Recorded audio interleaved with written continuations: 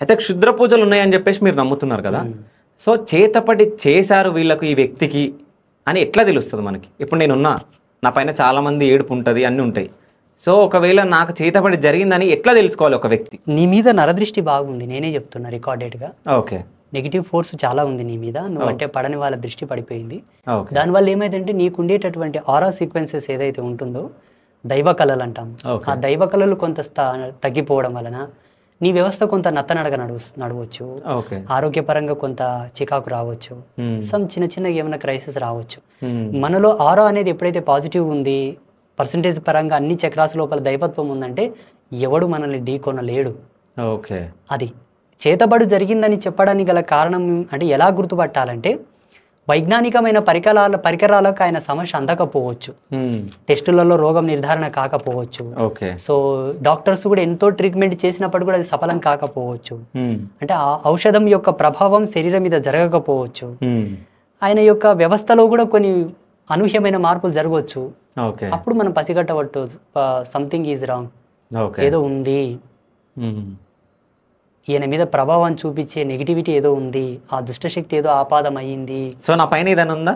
లేదు. ఓకే. నరదృష్టి ఉంది, నెగిటివిటీ ఉంది, చెప్పాను కదా ఇంత. ఓకే. సో నరదృష్టి ఉంది, అది పోవాలంటే ఏం చేయాలి? చెడు పోవాలంటే మంచినే కదా ఆశ్రయించాల్సింది. ఓకే. సో మంచిని ఆశ్రయిస్తే వాళ్ళ దగ్గర నుంచి సంథింగ్ ఏదన్నా బ్లెస్సింగ్ శుభం అవుతుంది అని ఒక్క మాట అంటే చాలు. ఓకే. ఆ మాట అనేయొచ్చు కదా. అన్నాను కదా, మీకు రూమ్ లోనే బ్లెస్ చేస్తాను, మీరు చల్లగా ఉండండి, మీ ఛానల్ కూడా అభివృద్ధి చెందుతుందని ఇంతకుముందు చెప్పిన నేను ఏ భావనతో మీ ఛానల్ అభివృద్ధి చెందుతుందన్నానో నాకు తెలిసి అన్నాను ఆ మాట. నీకు చెప్పి అనాల్సిన అవసరం నాకు లేదు. యోగ తత్పర సంపన్నులు దీన్నే ఇష్టపడతారు, చెప్పి ఏది చేయరు వాళ్ళు. సో దుష్ట శక్తులకి ఏ రోజు మంచి రోజు? అష్టమి, అమావాస్య, సూర్యగ్రహణం, ఇంకా కొన్ని బేతాళ గడియలు వస్తుంటాయి, అవి కానివ్వండి, మోహిని గడియలు వస్తుంటాయి కొన్ని, అవి కానివ్వండి, అవి బాగా విశ్లేషణ ఉన్న వాళ్ళు పట్టుకుంటారు దాన్ని. అంత ఈజీగా వాళ్ళకి అర్థం కావు. జనరల్గా అందరికి అర్థం అవ్వాలంటే అమావాస్య, ఆదివారం అమావాస్య, జనరల్ అమావాస్య, అష్టమి, మంగళవారంతో కూడుకున్న అమావాస్య, మంగళవారంతో కూడుకున్న అష్టమి, ఇంకా కొన్ని నక్షత్ర బలాలు కూడా చూస్తూ ఉంటారు అట్లా. ఓకే. సో ఆదివారం అమావాస్య వస్తే వాళ్ళకు మంచి రోజు అని చెప్పేసి చాలా మంది అంటారు, నేను విన్నా కూడా. సో అంటే ఆ రోజు ఏం జరుగుతుంది అసలు? నేచర్లో ఉండేటటువంటి డివినిటీ కొంచెం డౌన్ అవుతుంది. ఓకే. మన ప్రకృతిలో ఉండేటటువంటి సూక్ష్మ భావశక్తి ఏదైతే ఉందో, ఆధ్యాత్మిక శక్తి, దైవశక్తి కొంత సన్నగిల్లుతుంది అప్పుడు. కొంత సమయం వరకే, డే మొత్తం ఉండదు, కొన్ని గడియల వరకే. ఆ సందర్భంలో దుష్టశక్తికి పవర్స్ ఉంటాయి, నెగిటివిటీకి పవర్స్ ఎక్కువ ఉంటాయి. అప్పుడు దాన్ని వాళ్ళు యాడ్ చేసుకుంటారు, పట్టుకుంటారు. దాన్ని తీసుకోవాలని చెప్పేసి ఆ సమయంలో కొన్ని పూజలు చేసి ఆ శక్తిని వాళ్ళు డిపాజిట్ చేసుకుంటారు, ఎనర్జీని. ఆ ఎనర్జీ చేత అవతల వాళ్ళ మీద ఏదో చిన్న చిన్నగా అవి ఇవి చేయడం, వాళ్ళతో ఆడుకోవడం, కానీ అది మంచిది కాదు. అది అప్పుడు రావణ తంత్రము కానీ, మేఘనాథుడు రచించిన మహేంద్ర మంత్రజాల శాస్త్రం, యంత్రమంత్రతంత్ర శిరోమణి గ్రంథాలు కానీ, నీలాతంత్రం లాంటి తంత్రశాస్త్రాల్లో లోక కళ్యాణం కొరకే వీటిని వాడాలని ఫస్ట్ చాప్టర్లో ఉంది. సో అంటే మీరు అన్నారు కదా, నేను రీసెంట్గా ఒక పూజారిని, నేను అంటే ఒక స్వామిని నేను ఇంటర్వ్యూ చేయడం జరిగింది, ఆయన నాకు ఒక శక్తి చూపించడం జరిగింది. సో అది నేను నమ్మా, అది తప్పంటారా? టెలిపతి అనేది మనకు useful of science. Okay. So అవతల మైండ్ ఈజీగా రీడ్ చేయొచ్చు. ఓకే. వారి హావభావాలను కూడా మనం ఎక్స్పెక్టేషన్ చేసి కూడా చెప్పొచ్చు. ఓకే. అది పెద్ద విద్య కాదు. విద్య అంటే మనిషి కొలతతో కొలిసేది కాదు విద్య. ఓకే. విద్యని మనిషి కొలతతో కొలిసేదే కాదు అసలు. ఆయన సైన్స్కి అర్థం కానిది ఏది ఉందో అదే ఆధ్యాత్మికత. అందుకే కదా ఇప్పుడు మీరు అందరూ సైన్స్ గొప్పదంటారు, మీకు అర్థం కాక. ఓకే. సనాతన ధర్మం అంటే ఏంటి అసలు? సృష్టి విజ్ఞానం. ఓకే. ఈ ఖగోళం పురోగతి చెంది ప్రాపంచికమైన ధర్మం ఉద్భవన చెంది ఇది వికసితం కావడానికి ఎట్టి జ్ఞానం అవసరం, అదే సనాతన ధర్మం. సృష్టి అంతం వరకు ఉండేది ఇదే ధర్మం. ఇప్పుడు పాశ్చాత్య సంస్కృతులంతా కూడా వచ్చి మళ్ళీ మనతోనే కలవాలి, తప్పదు, వేరే గత్యంతరం లేదు. ఇప్పుడు ఏంటంటే సోకాల్డ్ వాళ్ళు ఈజీగా ఉంది, హ్యాపీగా ఉంది, ఫ్రీనెస్ ఉంది, ఎక్కువ ఆంక్షలు లేవు, కట్టుబాట్లు లేవు, ఎక్కడికక్కడ ఒత్తి పెట్టేటటువంటి ఆంక్షలు లేవు. కాబట్టి శారీరక సుఖాల కొరకు ఆ ధర్మాలు ఉన్నాయేమో. కొన్ని రోజుల తర్వాత అందరూ మన ధర్మం మీదకే రావాలి, తప్పదు. ఓకే. సో సనాతన ధర్మాన్ని నాశనం చేస్తున్న వ్యక్తులు నాశనం అయిపోవాలని చెప్పేసి మీరు శపించడం జరిగింది. సో ఎందుకు అంటే మీరు మంచి కోరుకుంటారు కదా జనాలు. ఇప్పుడు మంచి కోరుకునే కోణంలో నా స్వార్థం లేదు, లోకాన్ని నాశనం చేసేవాడిని కాపాడమంటావా? ఓకే. ఇప్పుడు ఎంతమంది కడుపు సో లోకాన్ని నాశనం చేసేటోన్ని మీరు పిలిచి మీరు చెప్పాలి కదా. వినేవాడికి చెప్తామండి, వినని వాళ్ళకి ఏం చెప్తాం. సో మీరు చెప్పి చూసారా? ఎన్నో వీడియోల ద్వారా చెప్పాను నేను. కొట్టినోనికి కొట్లు తప్పవు, తిట్టినోనికి తిట్లు తప్పవు, మంచిగా ఉండండి, తప్పు చేయకండి, హింస చేయకండి అని.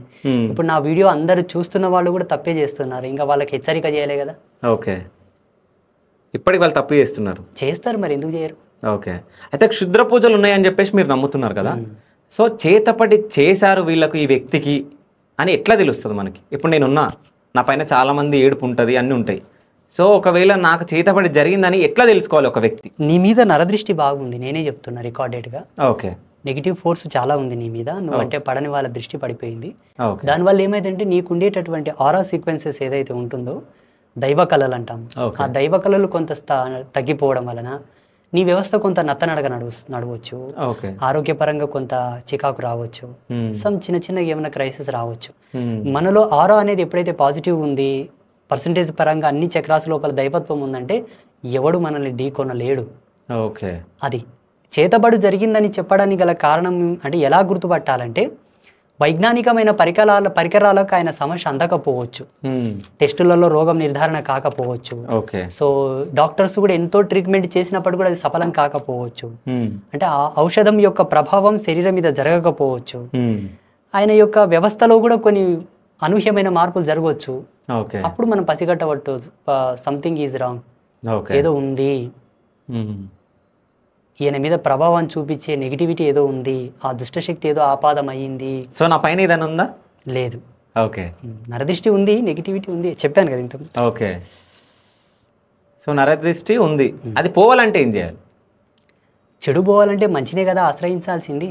ఓకే, సో మంచిని ఆశ్రయిస్తే వాళ్ళ దగ్గర నుంచి సంథింగ్ ఏదన్నా బ్లెస్సింగ్ శుభం అవుతుంది అని ఒక్క మాట అంటే చాలు. ఓకే, ఆ మాట అనేయొచ్చు కదా. అన్నాను కదా, మీకు రూమ్ లోనే బ్లెస్ చేస్తాను, మీరు చల్లగా ఉండండి, మీ ఛానల్ కూడా అభివృద్ధి చెందుతుందని ఇంతకుముందు చెప్పిన నేను ఏ భావనతో మీ ఛానల్ అభివృద్ధి చెందుతుంది అన్నానో నాకు తెలిసి అన్నాను ఆ మాట. నీకు చెప్పి అనాల్సిన అవసరం నాకు లేదు. యోగ తత్పర సంపన్నులు దీన్నే ఇష్టపడతారు, చెప్పి ఏది చేయరు వాళ్ళు. సో దుష్ట శక్తులకి ఏ రోజు మంచి రోజు? అష్టమి, అమావాస్య, సూర్యగ్రహణం, ఇంకా కొన్ని బేతాళ గడియలు వస్తుంటాయి, అవి కానివ్వండి, మోహిని గడియలు వస్తుంటాయి కొన్ని, అవి కానివ్వండి, అవి బాగా విశ్లేషణ ఉన్న వాళ్ళు పట్టుకుంటారు దాన్ని. అంత ఈజీగా వాళ్ళకి అర్థం కావు. జనరల్గా అందరికి అర్థం అవ్వాలంటే అమావాస్య, ఆదివారం అమావాస్య, జనరల్ అమావాస్య, అష్టమి, మంగళవారంతో కూడుకున్న అమావాస్య, మంగళవారంతో కూడుకున్న అష్టమి, ఇంకా కొన్ని నక్షత్ర బలాలు కూడా చూస్తూ ఉంటారు అట్లా. ఓకే, సో ఆదివారం అమావాస్య వస్తే వాళ్ళకు మంచి రోజు అని చెప్పేసి చాలా మంది అంటారు, నేను విన్నా కూడా. సో అంటే ఆ రోజు ఏం జరుగుతుంది అసలు? నేచర్లో ఉండేటటువంటి డివినిటీ కొంచెం డౌన్ అవుతుంది. ఓకే, మన ప్రకృతిలో ఉండేటటువంటి సూక్ష్మ భావశక్తి ఏదైతే ఉందో, ఆధ్యాత్మిక శక్తి, దైవశక్తి కొంత సన్నగిల్లుతుంది అప్పుడు. కొంత సమయం వరకే, డే మొత్తం ఉండదు, కొన్ని గడియల వరకే. ఆ సందర్భంలో దుష్టశక్తికి పవర్స్ ఉంటాయి, నెగిటివిటీకి పవర్స్ ఎక్కువ ఉంటాయి. అప్పుడు దాన్ని వాళ్ళు యాడ్ చేసుకుంటారు, పట్టుకుంటారు. దాన్ని తీసుకోవాలని చెప్పేసి ఆ సమయంలో కొన్ని పూజలు చేసి ఆ శక్తిని వాళ్ళు డిపాజిట్ చేసుకుంటారు, ఎనర్జీని. ఆ ఎనర్జీ చేత అవతల వాళ్ళ మీద ఏదో చిన్నగా అవి ఇవి చేయడం, వాళ్ళతో ఆడుకోవడం, కానీ అది మంచిది కాదు. అది అప్పుడు రావణ తంత్రము కానీ, మేఘనాథుడు రచించిన మహేంద్ర మంత్రజాల శాస్త్రం, యంత్రమంత్రతంత్ర శిరోమణి గ్రంథాలు కానీ, నీలాతంత్రం లాంటి తంత్రశాస్త్రాల్లో లోక కళ్యాణం కొరకే వీటిని వాడాలని ఫస్ట్ చాప్టర్లో ఉంది. సో అంటే మీరు అన్నారు కదా, నేను రీసెంట్గా ఒక